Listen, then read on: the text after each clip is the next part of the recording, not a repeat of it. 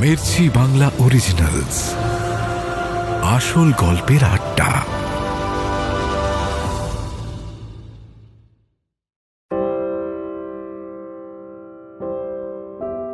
রিজু দরজার দিকে তাকিয়ে আছে। কার গলা এটা বুঝতে পারছে না।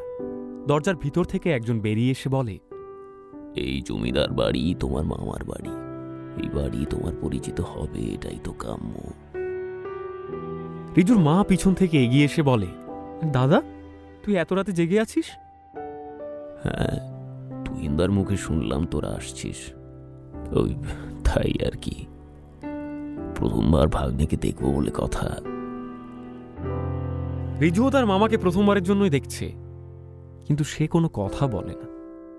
চুপ করে এক দৃষ্টিতে বাড়ির দিকে তাকিয়ে আছে। সবকিছুই তার কেমন নতুন লাগছে, এই বাড়ি, বাড়ির মানুষরা। কিন্তু সবকিছু নতুন হওয়া সত্ত্বেও যে একটা মিল সে খুঁজে পাচ্ছে, সেটা হলো তার বাবার আঁকা সেই নকশার সাথে। ফটিক বলে, আপনারা অনেক দূর থেকে এসেছেন, একটু বিশ্রাম করুন না, কাল সকালে আবার কথা হবে না হয়। সকলেই ঘরের ভেতরে চলে যায়। রাত হয়েছে। রিজু ওর মায়ের সাথে ঘরের মধ্যে আছে, কিন্তু রিজুর চোখের পাতা একটি বারের জন্যও পড়ছে না। বিছানা থেকে উঠে ঘরের মধ্যে সে হাঁটতে থাকে। তার মাথার মধ্যে ঘুরছে যে ওই নকশার সাথে বিক্রমগড়ের জমিদার বাড়ির মিল কি করে থাকতে পারে। ঘরের মধ্যে চাঁদের আলো পড়েছে। রিজু ঘরের মধ্যে ঘুরে ঘুরে দেখছে। তার মায়ের কত ছোটবেলাকার ছবি দেওয়ালের মধ্যে টাঙানো। ঘরের আসবাবপত্রগুলো রিজুর কাছে নতুন ধরনের, সাবেকি আমলের আসবাবপত্র। সে আগে কোনোদিন এই ধরনের কিছুই দেখেনি। রিজু হঠাৎ তার ব্যাগ থেকে নকশাটা বের করে জানলার কাছে এগিয়ে এসে দাঁড়ায়।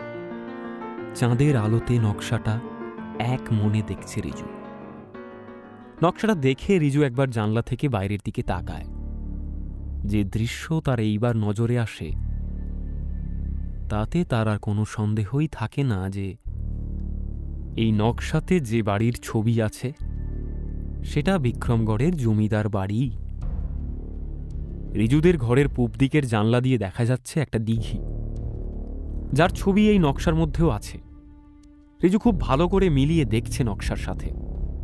রিজু বুঝে যায় এই বাড়ি নিয়ে নিশ্চয়ই কোনো রহস্যজনক ঘটনা আছে, আর তার জন্যই সে একের পর এক হুমকি পাচ্ছে। আজ রাতে আর বেশি না ভেবে ঘুমিয়ে পড়ে রিজু।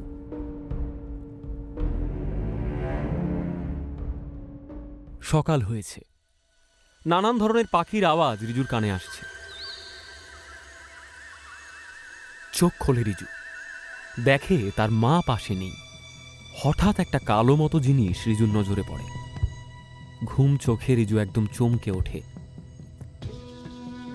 সে দেখে তার বিছানার মধ্যে একটা কালো বিড়াল। রিজু দৌড়ে ঘর থেকে বেরিয়ে যায়।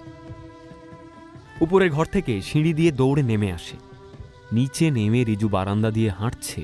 হঠাৎ লক্ষ্য করে তার মামা বাগানের মধ্যে একজন বিদেশি ভদ্রলোকের সঙ্গে কথা বলছে এবং তার মামাকে খুব চিন্তিত দেখাচ্ছে। সে কিছু বোঝানোর চেষ্টা করছে বিদেশি ভদ্রলোকটিকে। রিজুর সন্দেহ হয়। সে লুকিয়ে শোনার চেষ্টা করে তারা কি বলছে। এরই মধ্যে একজন পিছন থেকে এসে বলে, কি কেমন ঘুম হলো? রিজু চমকে যায়। ঘুরে দেখে ফটিক। রিজু বলে, ও তুমি? আমি তো চমকে গিয়েছিলাম। ফটিক হেসে বলে, কেন, তোমার কি ভূতে ভয় আছে নাকি? রিজু ফটিকের কথা একদম উড়িয়ে দিয়ে বলে, না না, ওইসব ভূতে টুতে আমি ভয় পাই না। ফটিক কিছুক্ষণ চুপ করে থেকে বলে, ও তুমি ভূতে ভয় পাও না? তাহলে একটা বাজি হয়ে যাক, দেখি তুমি কেমন ভূতে ভয় পাও না। রিজু বলে, বাজি? কি বাজি? ফটিক তাকে বলে, আজ রাতে আমাদের বিক্রমগড়ের 12 ভূতের মাঠে তোমাকে যেতে হবে। গিয়ে তোমাকে বট গাছের গোড়ায় নিজের নাম একটা কাগজে লিখে সুতো দিয়ে বেঁধে টাঙিয়ে দিয়ে আসতে হবে। রিজু শুনেই হেসে ফেলে, ব্যাস এইটুকুই? এ আর এমন কি? রিজু এই গ্রামে নতুন, তার কোনো আন্দাজও নেই যে ফটিকের সঙ্গে কতটা কঠিন বাজি সে নিয়েছে। কথায় আছে, এই মাঠে জমিদারি প্রথার বিরুদ্ধে লড়াই করার জন্য এই গ্রামের একটি সংগঠনের 12 জন সদস্যকে একসাথে নরবলি দেওয়া হয়েছিল। সেই থেকে এই মাঠের নাম 12 ভূতের মাঠ। গ্রামের লোকেরা দিনের বেলাতে এইদিকে কেউ যায় না, সেখানে সন্ধ্যের পর যাওয়ার তো কোনো প্রশ্নই ওঠে না। আর রিজু এমনিতেই এই জমিদার পরিবারের একজন, তার এই মাঠে যাওয়া আরো বিপজ্জনক, কারণ এই জমিদার বাড়ির লোকেরাই ওই 12 জনের মৃত্যুর সঙ্গে জড়িত। সব মিলিয়ে এই বাজি রিজুর জীবনে আরও এক নতুন বিপদ ডেকে আনার আদর্শ উপকরণ। রিজুর মা ওর খোঁজ করছে অনেকক্ষণ ধরে। সে দেখে রিজু ঘুম থেকে উঠে ফটিকের সঙ্গে গল্প করছে। রিজুর মা বলে, ঘুম থেকে উঠেই গল্প? যাও ব্রেকফাস্ট করে নাও। দাদু কখন থেকে তোমার সঙ্গে দেখা করবে বলে বসে আছে, চলো এখন পরে গল্প করো। রিজু তার মায়ের সঙ্গে চলে যায়। যাওয়ার আগে সে ফটিককে আস্তে আস্তে বলে, আজ তোমাদের 12 ভূতের 12টা বাজলো বলে। রিজু বৈঠকখানায় বসে ব্রেকফাস্ট করছে, একদম রাজকীয় কায়দায়। কাঁসার থালাতে বাড়িতে তৈরি ঘিতে ভাজা লুচি আর আলুর দম, সাথে বিক্রমগড়ের স্পেশাল সর ভাজা। খেতে খেতে দেখে তার দাদু আসছে। এতদিন পর নাতিকে দেখে রিজুর দাদু রিজুকে জড়িয়ে ধরে। রিজু প্রথমবারের জন্য তার দাদুকে দেখছে। ওর দাদু বলে, একদম ঠিক বাবার মতো দেখতে হয়েছ। রিজু প্রণাম করে ওর দাদুকে। থাক থাক থাক, বা বেঁচে থাকো বাবা, ভালো থাকো, বেঁচে থাকো। পিছন থেকে শোনা যায় তার মামার গলা, বাবার মতো হয়েছে ভালো কথা, বাবার মতো কাজ না করলেই হলো। রিজুর দাদু একটু অপ্রস্তুত হয়ে যায়। রিজু মনে মনে ভাবতে থাকে, বাবার মতো কাজ বলতে কি বলতে চাইছে মামা? রিজুর দাদু বলে, ছেলেটা কদিনের জন্য এসেছে, একটু মুখটা বন্ধ রাখ, বেশি কথা বলিস না। মামা বলে, বন্ধ রাখবো বলেই তোমার কাছে এসেছি। দেখি কিছু টাকা দাও তো, যাতে মুখ ভালো করে বন্ধ রাখতে পারি। কিছু টাকা ছাড়ো। রিজুর দাদু ঘর থেকে বেরিয়ে যায়, তার সাথে তার মামাও। ওইদিকে রিজু অপেক্ষায় আছে কখন সন্ধে হবে আর সে 12 ভূতের মাঠে যাবে। বিকেল হয়েছে। বাড়ির বাগানে ফটিকের সঙ্গে রিজুর দেখা হয়। ফটিক বলে, হে তুমি তৈরি তো? রিজু ভীষণ আত্মবিশ্বাসের সঙ্গে বলে, একদম, আমি তৈরি। ফটিক তার সাইকেলে বসে রিজুকে 12 ভূতের মাঠের দিকে নিয়ে যায়। দূর থেকে ফটিক রিজুকে দেখায়, ওই যে বটগাছ দেখতে পাচ্ছ, ওটাই হচ্ছে 12 ভূতের মাঠ। আস্তে আস্তে সন্ধ্যা ঘনিয়ে আসছে। ফটিক বলে, ঠিক আছে রিজু, এবার আমি চলি। হ্যাঁ, তোমার সঙ্গে আমার জমিদার বাড়িতে আবার দেখা হচ্ছে। ফটিক চলে যায়। রিজু একাই বটগাছের দিকে এগোচ্ছে। সন্ধে হয়ে গেছে, চারিদিকে ঘন অন্ধকার। রিজু বটগাছের কাছে পৌঁছয়। বটগাছটাকে ভালো করে দেখে, তারপর তার নিচে বসে একটা কাগজে ওর নাম লিখতে শুরু করেছে। হঠাৎই ও একটা শেয়ালের ডাক শুনতে পায়। রিজু চারিদিকে তাকিয়ে দেখে, একদম ঘুটঘুটে অন্ধকার। নাম লিখে রিজু গাছে বাঁধতে যাবে, ঠিক তখনই ও বুঝতে পারে কেমন একটা গন্ধ ওর নাকে আসছে। পিছন ফিরে দেখে চারপাশটা কেমন ধোঁয়াতে ভরে গেছে। ধোঁয়ার মধ্যে দিয়ে কেমন একটা আলোর ছটা ঠিকরে বেরোচ্ছে। আস্তে আস্তে রিজু দেখতে পায় 12টা ছায়ামূর্তি সেই আলোর মধ্যে দিয়ে এগিয়ে আসছে রিজুর দিকে। রিজুর চোখ ঝাপসা হয়ে আসছে, সে পরিষ্কার কিছুই দেখতে পাচ্ছে না। অচৈতন্য হয়ে রিজু মাটিতে পড়ে যায়। রাত বেড়েছে। রিজুর মা রিজুর জন্য অপেক্ষা করছে। সে ফটিককে ফোন করে জানতে চায় তারা কোথায়। ফটিক বলে রিজু তার সঙ্গে নেই, 12 ভূতের মাঠে গেছে। এই কথা শুনে রিজুর মায়ের হাত থেকে মোবাইলটা পড়ে যায়।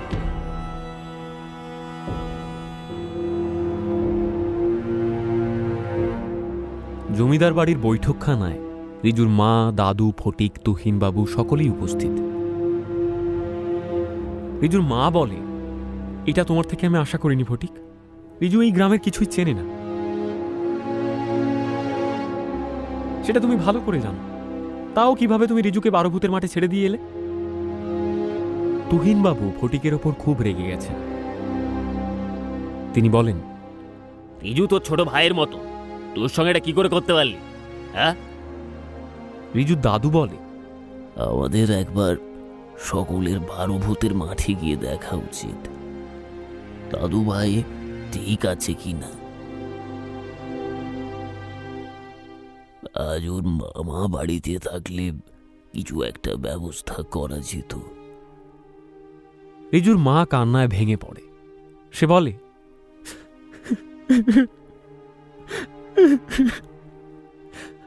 আমারই ভুল হয়েছে এখানে আসার পর থেকে একের পর এক বিপদ ঘটেই চলেছে। রিজুটা ফটিক রিজুর মায়ের কাছে গিয়ে কথা দেয়, আপনি কোনো চিন্তা করবেন না, আমি রিজুকে ঠিক ফিরিয়ে আনব। বলেই রিজু ঘর থেকে বেরিয়ে যায়। ওইদিকে রিজু অচৈতন্য অবস্থায় পড়ে আছে। আস্তে আস্তে রিজুর জ্ঞান ফেরে। চোখ খুলে সে দেখে তার হাত পা বাঁধা রয়েছে বটগাছের সাথে। রিজু খুব চেষ্টা করছে তার হাত পা ছাড়ানো। সে বুঝতে পারে না ভূতেরা তার হাত পা বেঁধে রেখেছে কেন। রিজু হঠাৎ দেখতে পায় কারা যেন তার দিকে এগিয়ে আসছে। রিজু ওদেরকে উদ্দেশ্য করেই বলে, কারা তোমরা? তোমরা আমাকে এখানে আটকে রেখেছো কেন? ওদিক থেকে কোনো সাড়া আসে না। সে দেখে একে একে 12 জন ভূত তার দিকে এগিয়ে আসছে। রিজুর মনের জোর আজ আর কোনো কাজেই লাগছে না।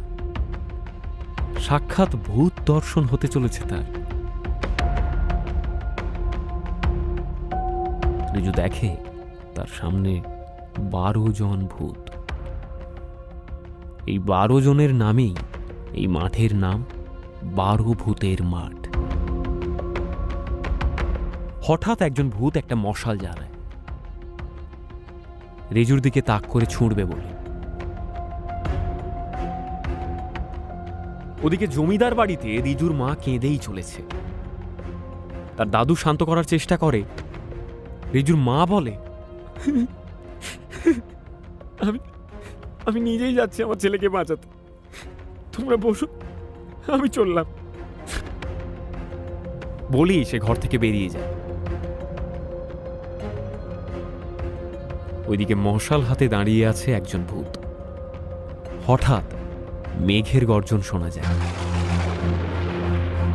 এক ফোঁটা বৃষ্টি রিজুর মুখের মধ্যে পড়ে। রিজু আকাশের দিকে তাকায়, দেখে হঠাৎ বৃষ্টি পড়তে শুরু করে। মশালটা দপ করে নিভে যায়। রিজু খেয়াল করে ভূতগুলোর গা থেকে কি যেন গলে গলে পড়ছে। ভালো করে খেয়াল করতে রিজু দেখতে পায় ওগুলো রং। তাদের গা থেকে বৃষ্টির জলে রং ধুয়ে পড়ছে। রিজু দেখে অবাক, এই কি ধরনের ভূত? সে ভাবতে থাকে। একজন ভূত এর মধ্যে হেঁচে ফেলে।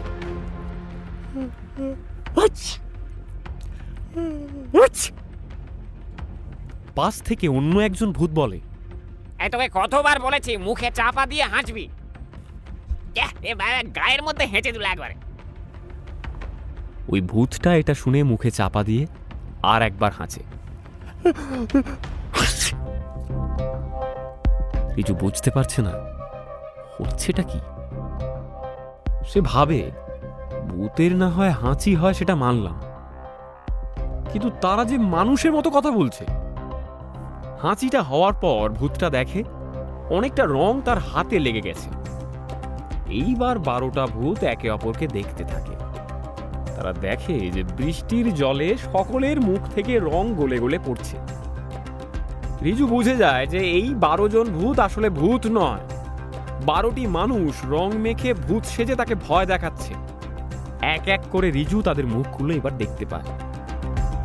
এদের মধ্যে থেকে একজন বলে, ওস্তাদ, এই ছেলেটা আমাদের সকলের মুখ তো দেখে নিয়েছে, একে তো আর বাঁচিয়ে রাখা যাবে না। উস্তাদ বলে, দাদু ঠিক বলেছিস, একটা কাজ কর, ওকে মেরে ফেল। এই শুনে একটা লোক ছুরি বের করে রিজুর দিকে এগিয়ে আসে। হঠাৎ একটা শব্দ শোনা যায়, ছুরিটা মাটিতে পড়ে যায়। রিজু দেখে ফটিক হাতে একটা গুলতি নিয়ে এসে এগিয়ে আসছে। নকল ভূতের দল থেকে কিছু লোক ফটিকের দিকে দৌড়ে যায় তাকে মারতে। ফটিক একটা সিটি মারে। হঠাৎ দেখা যায় ফটিকের পিছন থেকে 10-12 জন ছেলে ব্যাট উইকেট হাতে নিয়ে এগিয়ে আসছে। রিজুকে বাঁচানোর জন্য তারা সকলেই এসেছে। ফটিকের বন্ধুরা ওই 12 জন নকল ভূতের ওপর ঝাঁপিয়ে পড়ে। ফটিক দৌড়ে গিয়ে রিজুর হাত খুলে দেয়। এই মিথ্যে ভূতগুলো ফটিকের বন্ধুদের কাছে পেরে ওঠে না। ওরা ওই ভূতগুলোকে বটগাছের গোড়ায় বেঁধে রাখে। রিজুকে ফটিক বলে, আমি তো হেরে গেছি বাজিতে, তুমি জিতেছ, আর এই ঘটনার জন্য আমি ক্ষমা প্রার্থী ভাই। হ্যাঁ। রিজু বলে, এই বাজিটা আমি না নিলে তো এই মুখোশগুলো খোলা হতো না। গোটা গ্রামে এরা দীর্ঘদিন ধরে ভূত সেজে ছিনতাই করত, এটা বন্ধ হওয়া দরকার ছিল ভাই। ফটিক রিজুকে জড়িয়ে ধরে বলে, ভাই তুমি এই গ্রামের মানুষদের বড় উপকার করলে গো। এদিকে দেখা যায় রিজুর মা পুলিশ নিয়ে সেইখানে এসে উপস্থিত। রিজুর মা দেখে তার ছেলে একদম ঠিক আছে। রিজুর কাছে এসে জিজ্ঞেস করে সব ঠিক আছে কিনা। রিজু বলে, আমি একদম ঠিক আছি মা, ফটিক সময় মতো না এলে তাহলে জানি না কি হতো, কিন্তু এখন ঠিক আছি। আর ওই কালিমাখা ভূতের দলগুলোকে ধরেছি দেখো। পিছন থেকে পুলিশ এগিয়ে এসে জানতে চায় ঘটনাটা কি ঘটেছিল। রিজু পুলিশদেরকে পুরো ঘটনাটা খুলে বলে এবং বটগাছের দিকে আঙুল দেখায়। সবাই দেখে 12 জন লোক অর্ধেক কালি মেখে বটগাছের সাথে বাঁধা হয়ে আছে। পুলিশ অফিসার এগিয়ে এসে রিজুকে বলে, ব্রিলিয়েন্ট রিজু, ব্রিলিয়েন্ট, তুমি আমাদের অনেকটা কাজ কম করে দিয়েছো। হ্যাঁ, এই এলাকায় বহুদিন ধরে ভূতের নাম নিয়ে ছিনতাই করতো এই সব লোকগুলো। এই ঘটনাটা দিন দিন খুব বাড়ছিল, এরা খুব বাড়ছিল, বুঝলে তো। হ্যাঁ, তুমি এটা নিষ্পত্তি করলে। হ্যাঁ, আর এটা বন্ধ হওয়া খুব দরকার ছিল। তুমি আমাদের কাজ মানে সহজ করে দিলে তো। তুমি তো ব্রিলিয়েন্ট ছেলে। অফিসার কনস্টেবলদেরকে নির্দেশ দেয় 12 জন নকল ভূতেদেরকে অ্যারেস্ট করতে। এই ঘোষ আর শিকদার, এই তোমরা যাও, ওদেরকে ধরে নিয়ে এসো। নকল ভূতদেরকে অ্যারেস্ট করো। যাও, তোমাদেরও বড় প্রাপ্তি, ভূত ধরেছো তোমরা। যাও।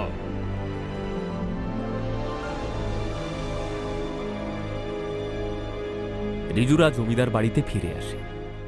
আজ সবাই খুব খুশি। রিজু, তার মা, দাদু, ফটিক, তুহিনবাবু সকলে একসাথে ডিনার করছে।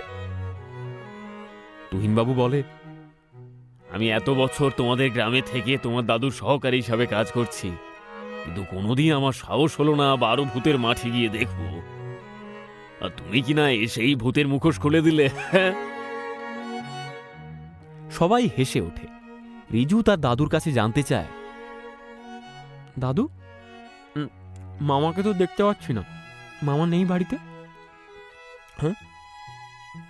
দাদু বলে, দুপুরবেলা তোমার মামা এসে বলল খুব দরকারি কাজ আছে, তাকে বেরোতে হবে।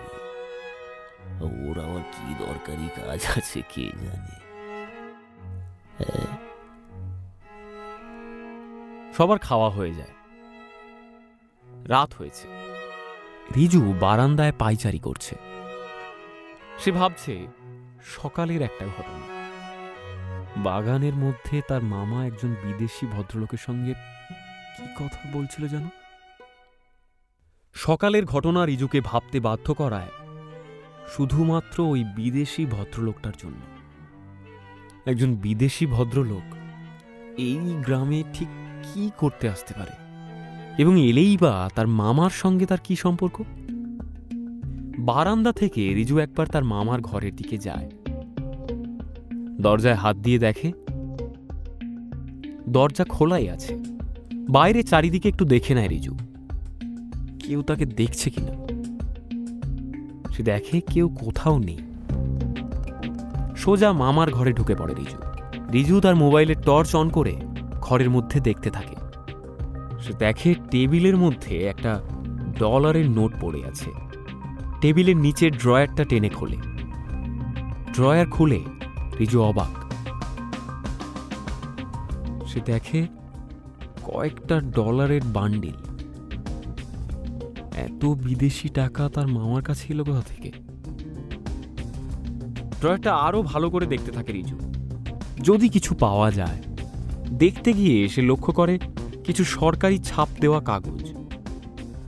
ভালো করে রিজু কাগজটা পড়ার চেষ্টা করে দেখে আর্কিওলজি বিভাগের একটি লেটার হেড দেওয়া কাগজ, যার উপরে তার বাবার নাম লেখা, দেবালয় চক্রবর্তী, আর তার registration number.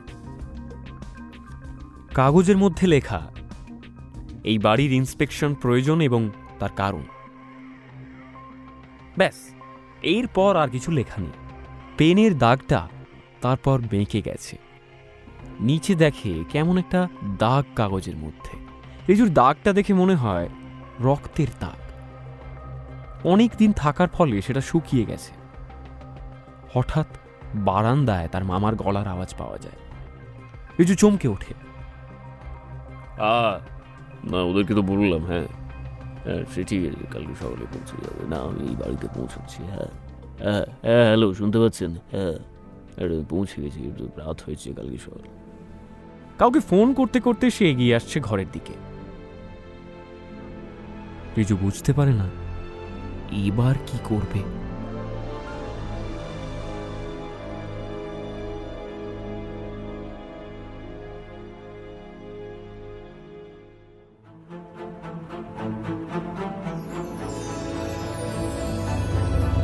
Mirchi Bangla originals, আসল গল্পের আড্ডা।